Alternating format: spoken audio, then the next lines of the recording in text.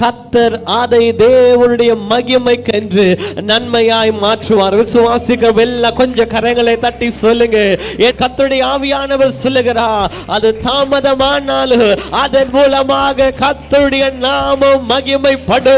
எப்படி லாசருவை கர்த்தர் 4ஆம் நாளே உயிரோடு கூட எழுப்பினாரோ, ஆண்டவரே மரித்து போய் 4 நாட்கள் ஆயிடுச்சு ஆண்டவரே, அது நாருமே ஆண்டவரே என்று எல்லாரும் சொன்ன நேரத்தில் கர்த்தருடைய நாம மகிமைப்படுத்தினாரோ, அதே போல இந்த காலைகளிலே உங்களுடைய வாழ்க்கையிலே ஆண்டவரே தாமதமாகிவிட்டது ஆண்டவரே, எல்லாரும் என்னை குறித்து துக்கமா விசாரிக்கிறார்கள் ஆண்டவரே.